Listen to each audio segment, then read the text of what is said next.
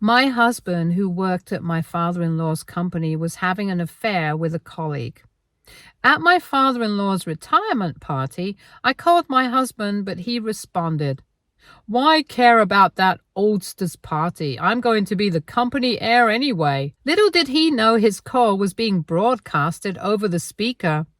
Father-in-law made an unexpected decision. "Hey everyone, I'm Penny, 35, female. Gather round because I've got one hell of a story to share with you all today. It's a wild ride full of betrayal, karma, and sweet, sweet revenge. So buckle up and get ready for some tea." Up until recently, I thought I had a pretty decent life. Sure, my marriage wasn't perfect. Who is? But I never in a million years expected what was coming. My husband John and I had been together for over a decade. High school sweethearts and all that jazz. He worked for his dad's company and I was doing my own thing in marketing. Life was okay, I guess. Even though we were always fighting, it wasn't pretty. "John, we need to talk about how late you've been coming home lately." "Not this again, Penny. I told you I've been busy with work." "Every single night for weeks? Come on, John, I'm not stupid." "What are you trying to say? That I'm lying to you?"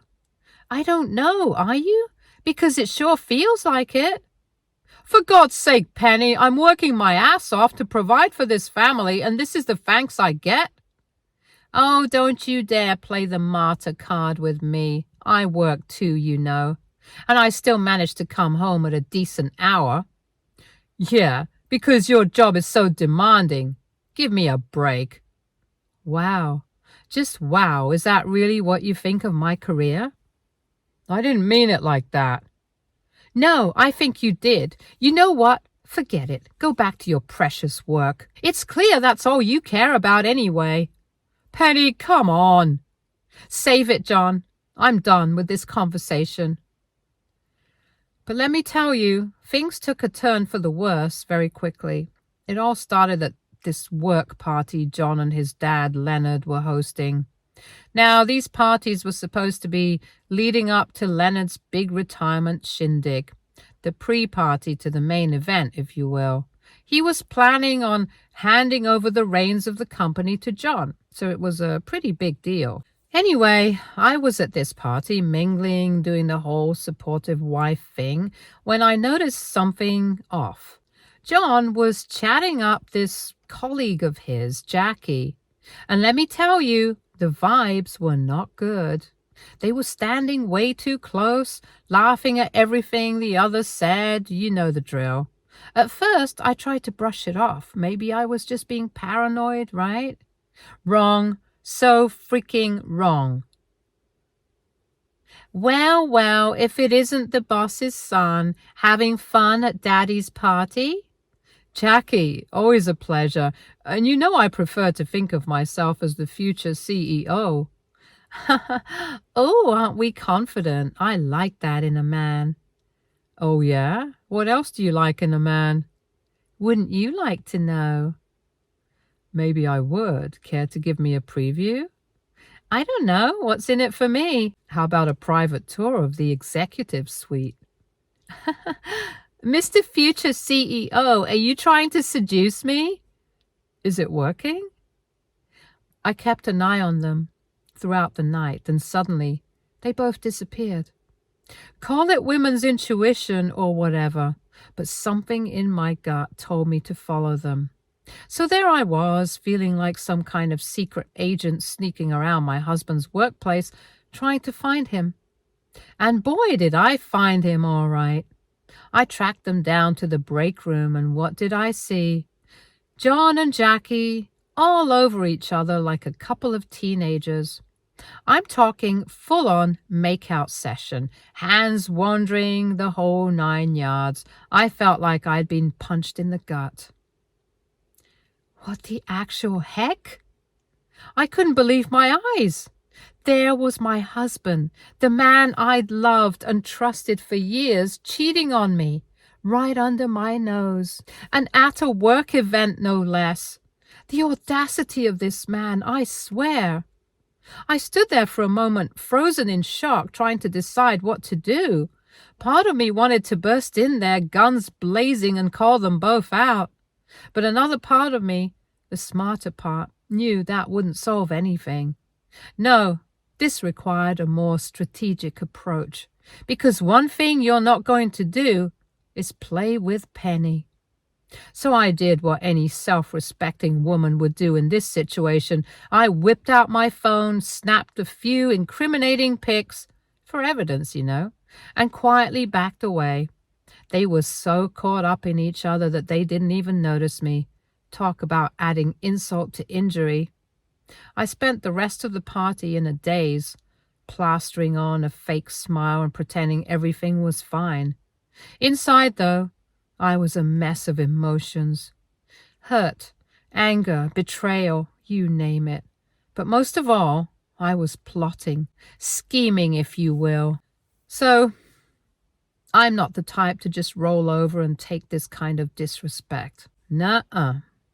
If John thought he could have his cake and eat it too, he had another thing coming.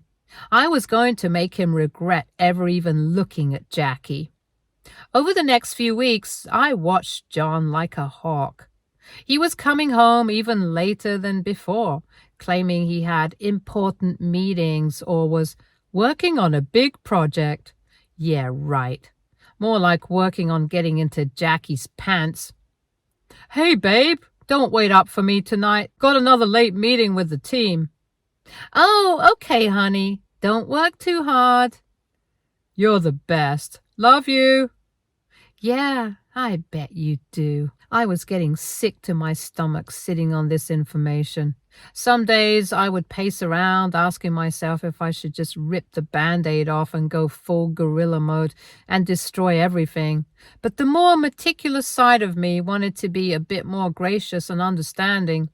Maybe if I dropped some hints, he would come clean and he would apologize and we could move on. But no dice. John, I need to ask you something, and I need you to be honest with me.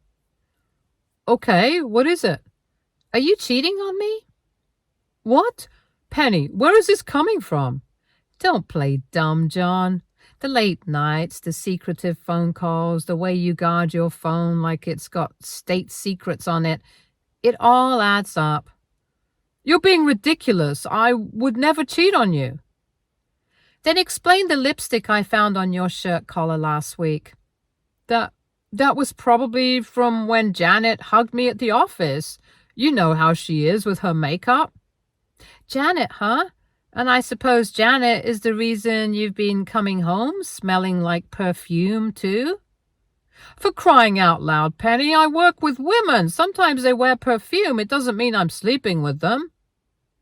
Then why won't you let me see your phone? If you've got nothing to hide, prove it. No, I'm not going to dignify these accusations by invading my own privacy. You're my wife, Penny. You're supposed to trust me. I want to, John, but you're making it really hard right now. Penny, listen to me. I love you. Only you. I would never cheat on you. You have to believe me. I don't know what to believe anymore, John. I really don't. For him to lie to my face like that, when I had pictures that said otherwise, was the nail in the coffin. I decided no more tears, no more rationalizing and making excuses. This man was going to pay for everything he put me through.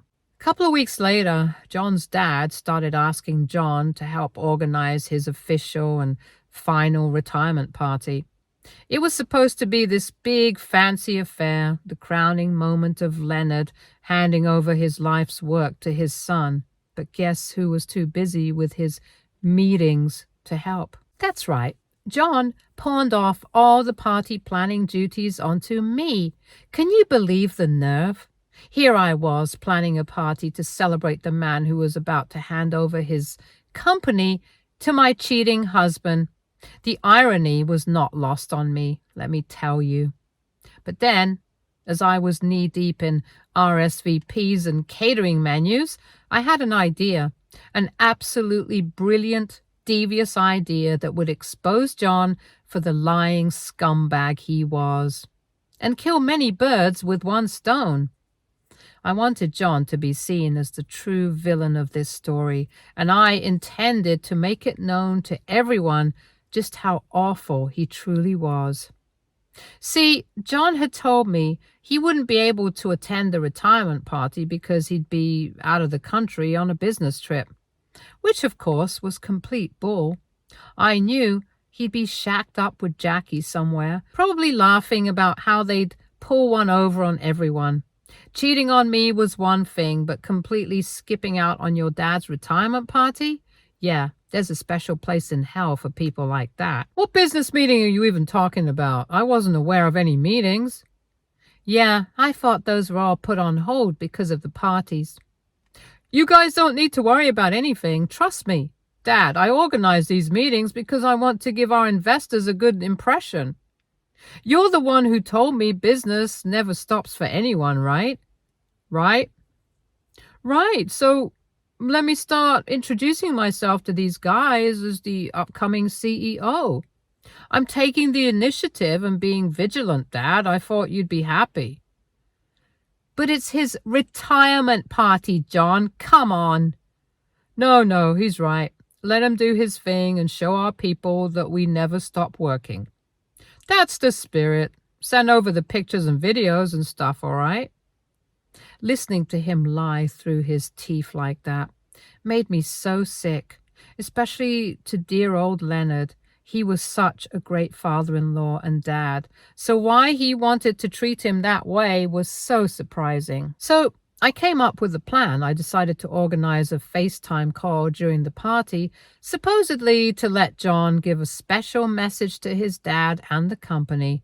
But little did John know this call would be his downfall because he wasn't expecting to be called. The day of the party arrived and everything was perfect. The venue looked amazing, the food was top-notch, and all the guests were having a great time. Leonard kept telling me how impressed he was with my planning skills. Penny, I can't thank you enough for putting all this together. It's a shame John couldn't be here to see it. Oh, don't worry about it, Leonard. I'm sure he wishes he could be here. I know. It's just I was really hoping to have him by my side for this, but business is business, right? Right. But hey, we've got that special message from him coming up soon. As the party went on, I could see Leonard getting more and more emotional. He kept looking around the room, probably wishing his son was there to share this moment with him. It almost made me feel bad about what I was about to do. Almost. Finally, the time came for John's special message. I gathered everyone around the big screen we'd set up and started the FaceTime call. Now, everyone, I'd like to request that we all be quiet as we capture John's message. He's out of the country now, but I thought I'd get him at least to share a couple of special words for his dear old dad. The crowd went, "Aw," as the call was connecting, and I made sure that our webcam was off. John's face popped up on the screen, and I could see he was in some hotel room. Classy. "Hey, babe, how are you?" "Babe, didn't I tell you I'd be busy? Why are you calling me like this?" "I just wanted to see your face. My camera isn't working at the moment, though."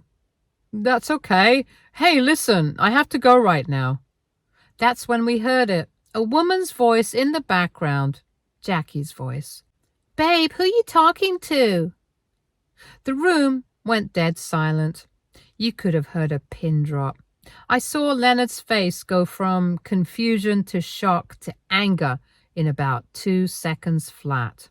"Shut up, I'm on call." "Oops, sorry." "Sorry about that. Just some room service." I could see people in the crowd exchanging looks. They weren't buying it, and neither was Leonard, but the best was yet to come. Right. Anyway, I just wanted to ask if you have some special message that you wanted to share with your father. Maybe I could put it on a projector or something, just so he knows how much you care.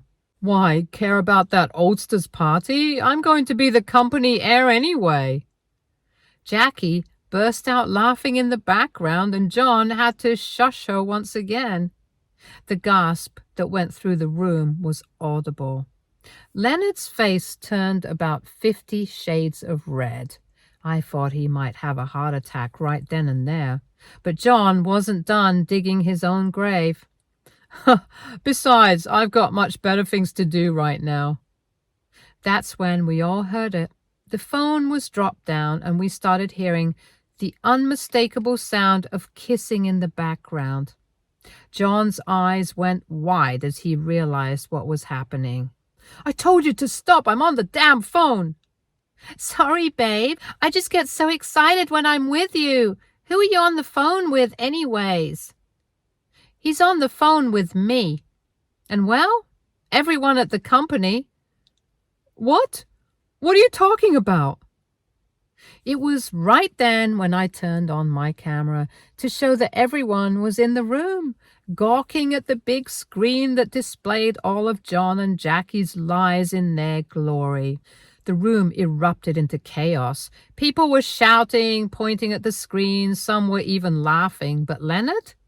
Leonard looked like he was about to explode. John! What the hell is going on? Dad, this isn't what it looks like. Oh, really? Because it looks like you're skipping out on my retirement party to fool around with... Is that Jackie? Dad, I can explain. Save it. I've heard enough. You know what? You're fired. What? Dad, you can't. Oh, I very much can, and I'm not just firing you. I'm firing your little girlfriend, too. How could you do this to Penny? What is wrong with you? We heard a squeak from off-screen. Looks like Jackie finally realized the gravity of the situation. And don't think this ends here. I'll be suing both of you for jeopardizing the company with your little affair. How's that for being the company heir, son? Dad, please, you can't do this. Watch me. With that, Leonard stormed off, leaving the room in stunned silence. John was still on the camera, looking like he'd seen a ghost. And that's when I decided to twist the knife a little more. Oh, and honey, don't bother coming home. Your stuff will be on the lawn. Penny, baby, please, this is all a misunderstanding. Save it, John. We're done. I want a divorce. I ended the call, leaving John's shocked face frozen on the screen for a moment before it went black. The room erupted into a mix of applause and shocked murmurs. I stood there feeling a weird mix of satisfaction and emptiness. It was over. I'd gotten my revenge. Even though everyone was looking at me pitifully, I knew that it was John who would get the brunt of the humiliation because of his snaky, cheating ways. As I stood there, trying to process everything that had just happened, I felt a hand on my shoulder. It was Leonard. He was back. Penny, can I speak with you for a moment? I nodded, following him to an empty boardroom. He looked tired, older somehow, like the events of the last few minutes had aged him years. I don't know what to say. I'm so sorry you had to go through this. I should be the one apologizing. What an awful son. You're telling me. Where did I go wrong? You did nothing wrong, Leonard, and you know it. He's a grown man who can make his own decisions. I always knew John was ambitious, but I never thought he'd stoop this low. And to cheat on you like that. Deplorable behavior. We'll be having none of that in this company. We stood in silence for a moment, both lost in our thoughts. Then Leonard spoke again. You know, Penny, I've always been impressed with your work ethic. The way you pull this party together, even with everything going on, it's remarkable. It was nothing, really. I just did what needed to be done. No, it wasn't nothing. It was everything, and it's made me realize something. I looked at him, curious about where this was going. I can't give you John's position. That would be nepotism. And God knows we've had enough of that. But I would like to offer you a job at the company. A high position, mind you. Your experience in marketing would be invaluable to us. I was stunned. Of all the ways I thought this night might end, this definitely wasn't one of them. Leonard, I don't know what to say. Say yes. You've more than earned it, Penny. And frankly, after tonight, I think we could use someone like you around the place. Besides, I'm sure you'll be looking for work anyway, seeing as you'll be getting that divorce. Oh, you heard me say that. I thought you had left. Yeah, I did storm out just for a bit, just to gather myself, of course, but I was making my way back in the room when I heard you stick it to him. What did you say again? That his stuff could be found on the lawn? Too much. Nope, just the right amount. So what do you say, kiddo? Will you take the offer? I thought about it for a moment. It was a hell of an offer, especially considering the circumstances. And you know what? After everything I'd been through, I deserved a win. You know what? Yes, I'd love to. Excellent! We'll sort out the details later. For now, let's try to salvage what's left of this party, shall we? As we walked back to the main room, I felt like a weight had been lifted off my shoulders. Sure, my marriage was over, but maybe that wasn't such a bad thing after all. I was starting a new chapter in my life, and for the first time in a long time, I was excited about the future. The rest of the night was a blur of congratulations, sympathetic pats on the back, and more than a few drinks. By the time I got home, I was exhausted but feeling lighter somehow. As I was getting ready for bed, I took my phone off DND, and my phone started blowing up with messages and missed calls from John. Typical. Now that he'd been caught and lost everything, he wanted to grovel. Penny, please, we need to talk. It's not what you think. Baby, I'm sorry I made a mistake. Please give me another chance.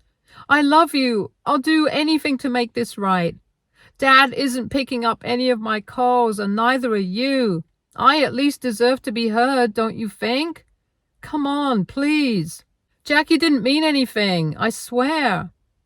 I read through the messages, shaking my head. It was too little, too late. I typed out a quick response. Save it, John. We're done.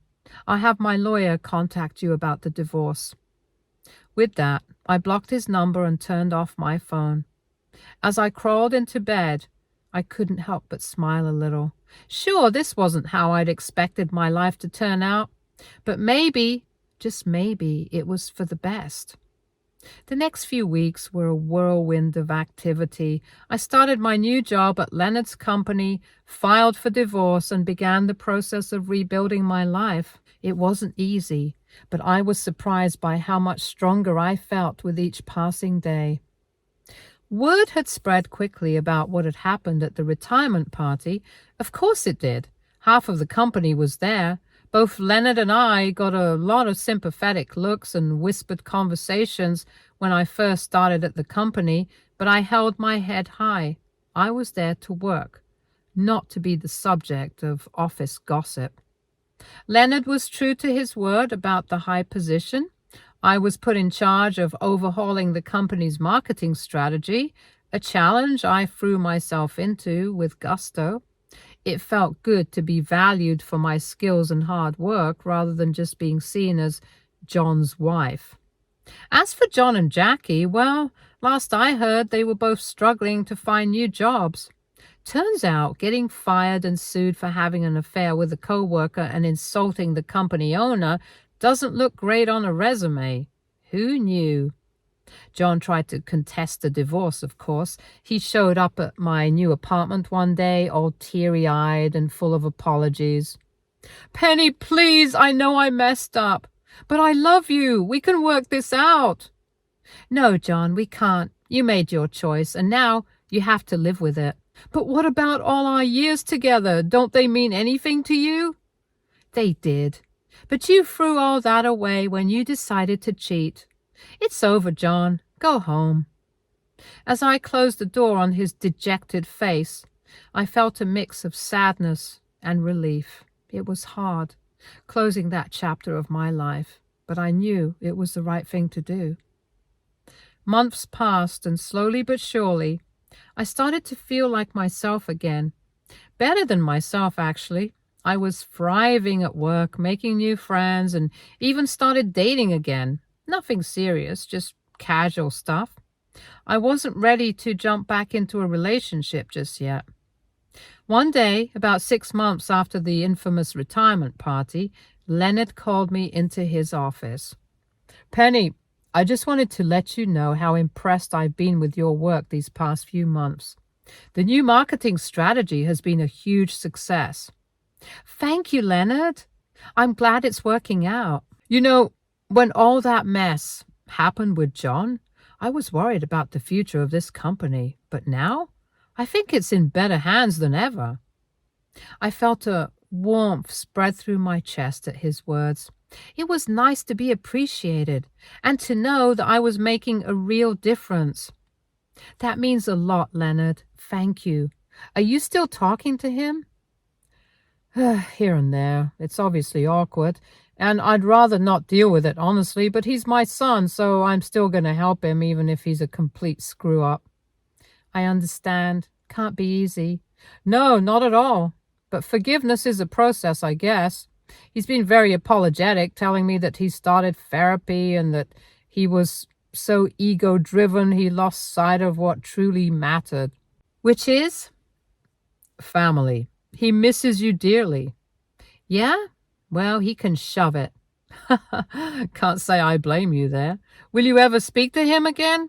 He split up with Jackie, you know. Really? Yeah. Turns out begging and pleading for your wife with your mistress in the same room leads to complications. Ah, I see. Well, he made his bed, didn't he? That's what I told him, but he's been begging me to try and get you to forgive him. Huh, fat chance. Thought as much. I'll let him know that you're completely done with him.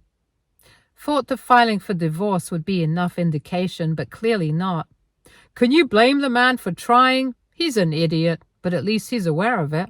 As I left his office, I couldn't help but reflect on how much my life had changed in such a short time. A year ago, I was a wife, planning my husband's rise to power in his father's company. Now, I was single, successful in my own right, and happier than I'd been in years. Of course, the divorce was finalized several months after he tried contesting it time and time again.